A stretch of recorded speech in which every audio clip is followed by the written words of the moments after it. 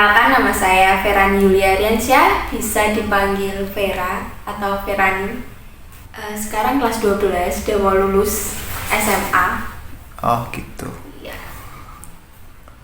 Pasti selama di sekolahan SMA ini ada sesuatu yang menarik tentunya kan? Ada. Dan pasti banyak. Banyak. Iya. Kita mengupas tentang sisi yang menarik aja selama dirimu di SMA. Itu ada apa saja sih? Dan Verani sudah ngalamin apa aja itu? Udah ngalamin apa aja pastinya banyak ya di SMA. Jadi gini, di SMA itu dulu SMP itu tuh aku nggak punya temen. Nah, karena aku tuh orangnya introvert, bisa dibilang introvert, pendiam, dan kayak nggak mau berusaha buat cari temen aja gitu waktu SMP. Terus di SMA mulailah belajar gimana sih caranya biar aku gak gini-gini terus, biar aku bisa berinteraksi sama orang lain, bisa bicara dengan orang lain dan gak diam terus. Pastinya perlu suatu keberanian. Terus akhirnya memutuskan buat ikut teater. Memutuskan untuk memilih teater. Iya. Ini yang perlu kita cari tahu dulu. Kenapa teater? Padahal di SMA itu ekstra kan banyak sekali. Ada basket, ada volley, ada PMR, ada ekstra-ekstra yang lain. Terus memilih ekstra teater. Oke. Jadi sebenarnya udah tertarik dari teater itu udah lama, udah dari SMP. Cuman berani lihat aja. Lah dari situ tuh aku pengen tahu lebih luas teater itu apa sih? Teater itu bagaimana? Apakah cuma menjadi peran aktor, aktris, dan ya seputar kita berpenampilan di depan orang, atau bagaimana di dalam teater itu? Ternyata setelah masuk ke SMA, teater itu luas ya, gak cuma seputar aktor dan aktris saja pastinya. Dan di situ juga kebetulan sekali dan alhamdulillah saya menemukan bakat saya yang sebenarnya saya gak tahu, itu jadi nulis naskah, terus juga jadi berani tampil di depan orang, kayak gitu. Oke, jadi sampai bisa menentukan bahwa Verani ini ternyata bakatnya di naskah. Berarti sebelumnya udah mencoba hal-hal yang lain sebelum naskah kan?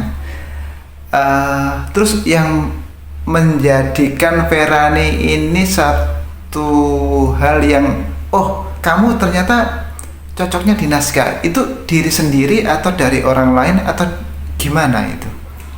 Itu awalnya dari diri sendiri, juga udah suka nulis dan baca sebenarnya, cuma belum punya keberanian buat ke arah yang dipublish tulisannya gitu. Terus waktu itu kebetulan di teater itu ada namanya pentas tahunan, pentas intern. Dan waktu itu tuh kayak sutradaranya tuh pengen bikin naskah sendiri. Terus akhirnya dia minta tolong nih ke aku, Fer, tolong dong tulisin naskah ini gitu. Terus kenapa enggak dicoba aja dulu. Akhirnya kok bagus dan bisa gitu sih. Kayak otodidak. Wah, pasti awalnya untuk pertama kali menulis naskah pasti sangat susah ya. Iya, susah gampang sih nulis naskah itu. Soalnya kita kan kalau ada yang mau nih minta ditulisin, itu kan harus nyesuaiin dari kemauan orang yang minta kita yang nulis itu gitu. Jadi nggak bisa bebas nulisnya, itu susahnya. Oke, masih di naskah ini awal-awalnya untuk memberanikan menulis naskah itu asal nulis atau memang belajar dulu tentang caranya gimana menulis naskah yang baik, atau bagaimana? Kok tiba-tiba berani untuk menulis naskah? Enggak sih, kalau belajar itu enggak. Nekat aja asal nulis gitu. Soalnya juga kan kepepet juga waktu itu. Jadi kalau belajar itu kayaknya enggak. Oke, berarti pokoknya berani mencoba gitu. Iya. Ya? Asik sekali. Oh iya, untuk saat ini sudah berapa naskah sih yang sudah ditulis? Untuk saat ini yang sudah ditulis itu ada 5, tapi yang sudah dimainkan itu baru 3. 3 naskah ya? Iya, 3 naskah. Boleh tahu naskah apa aja itu? Yang pertama itu naskah pertama ya, pertama kali nulis naskah itu judulnya Tomino. Yang kedua ada naskah Gedeg. Yang ketiga baru dipentaskan itu namanya Geger Pagebluk. Oke, boleh cerita sedikit nggak dari naskah yang pertama tadi? Itu menceritakan tentang apa sih naskah itu? Itu ceritanya yang Tomino ya, itu ceritanya klise banget sih sebenarnya, banyak di dunia kenyataan gitu. Soalnya naskahnya juga realis. Itu menceritakan seorang anak yang cacat dan gak diterima di keluarganya. Itu sinetron banget gak sih kalau kayak gitu? Menurut aku iya. Tapi pasti menarik ya. Iya, bisa dibilang menarik. Loh, kok begitu? Soalnya kan penilaian orang beda-beda. Dan menurut aku setelah aku dulu, ini naskah udah dulu banget ya. Kayak terus ngelihat aku bandingin gitu tulisan aku yang dulu sama tulisan yang sekarang itu kayak, oh ternyata aku kurangnya di sini ya. Kayak gitu aja sih. Oke. Itu naskah yang pertama itu tadi ya. Iya. Menceritakan tentang anak yang anak yang cacat nggak diterima di keluarganya. Iya. Wah, dramatik sekali Iya, hidupnya sangat ya. sinetron.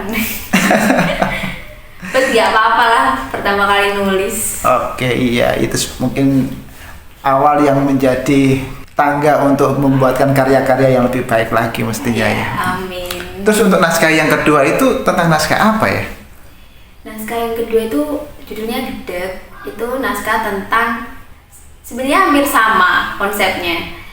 Anak yang dibuang, cuma di konsep lebih rapi lagi. Di situ dicampur sama kebudayaan adat.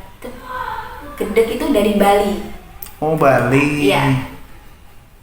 Oke, kalau kalimat gedeg itu sendiri apa sih artinya? Artinya balas dendam.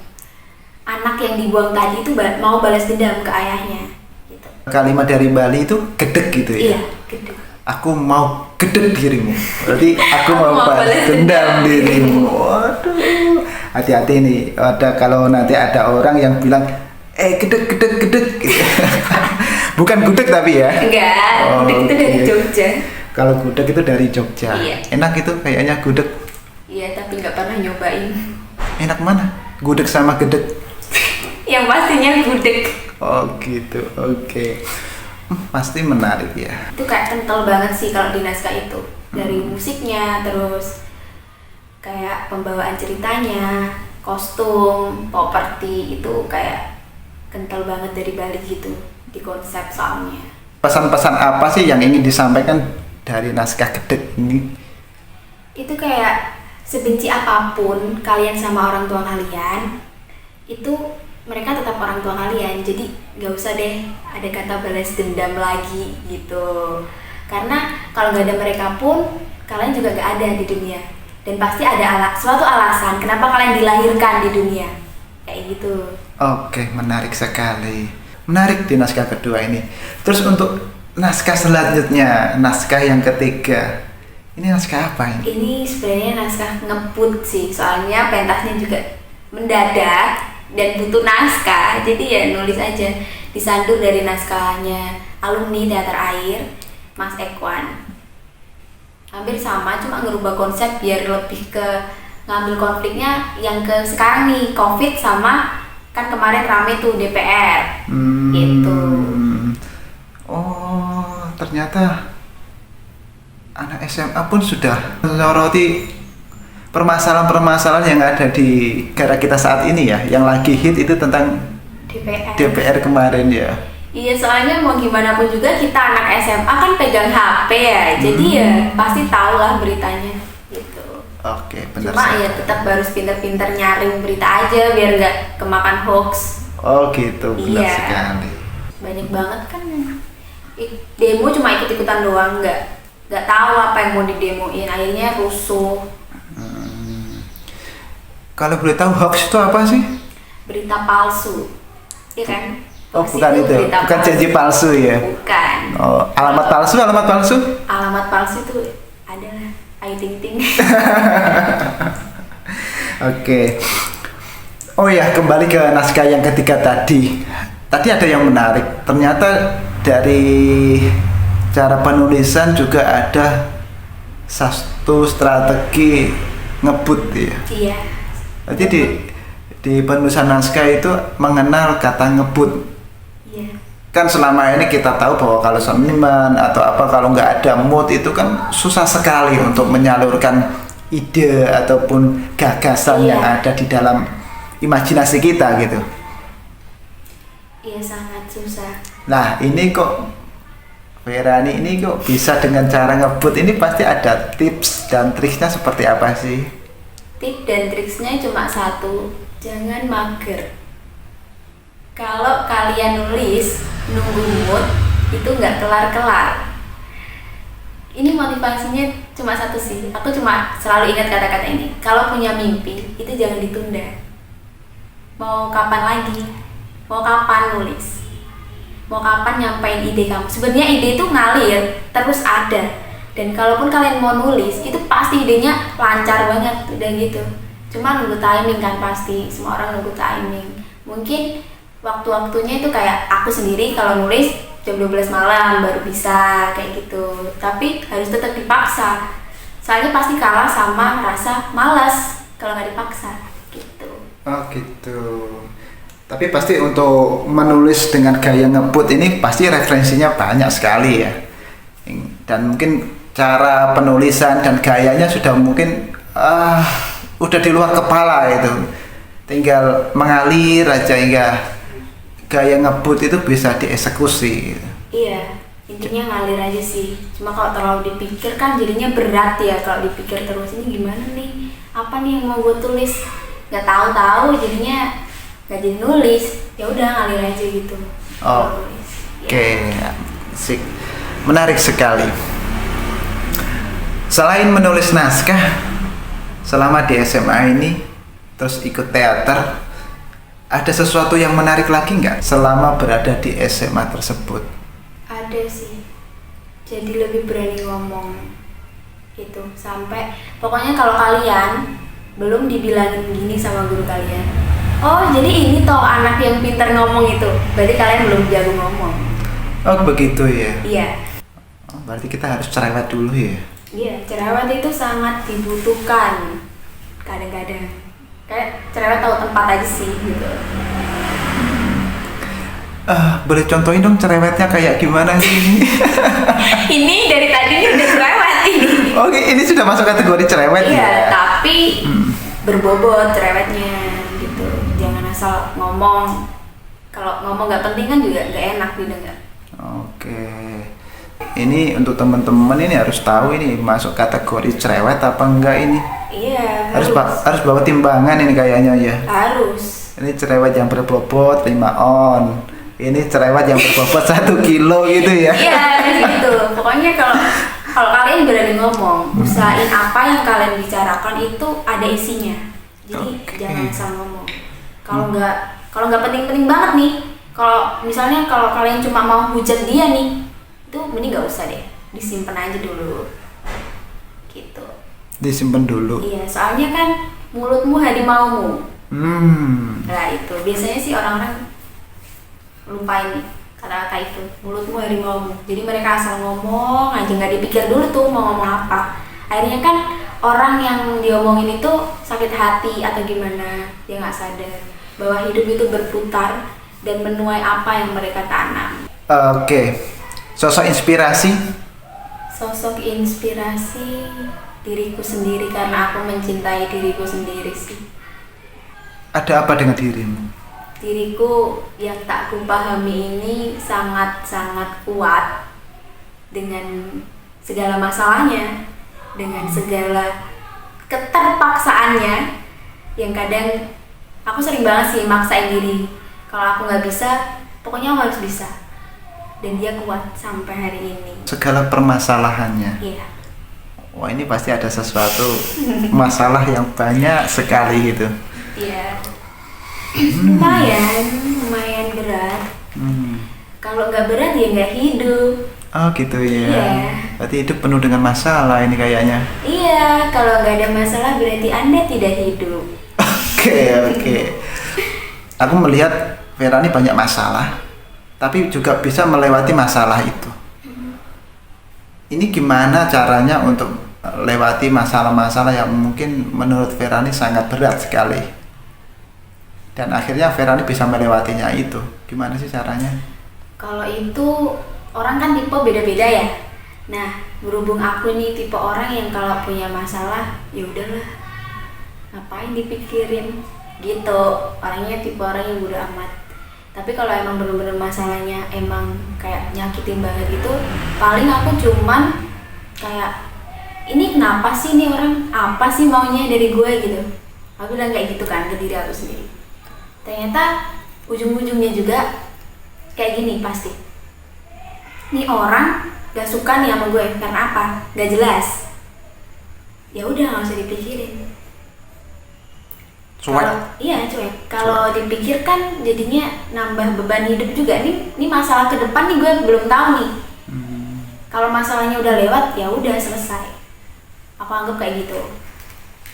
Jadi ini yang lagi banyak masalah, belajar cuek. Ya, cuek itu. Cuek bebek ya. Cueknya cuma sama masalahnya aja, jangan sama kehidupan. Selama proses di teater yang paling berkesan menurut dirimu apa? Proses nih, ngomongin proses, paling berkesan menurut aku itu proses gedek ya. Itu sangat berkesan untuk saya pribadi. Karena di sana saya belajar, dituntut untuk jadi seperti apa yang orang lain inginkan, orang lain ekspektasikan. Dan saya dituntut untuk merealisasikan itu tanpa dikasih tahu bagaimana caranya.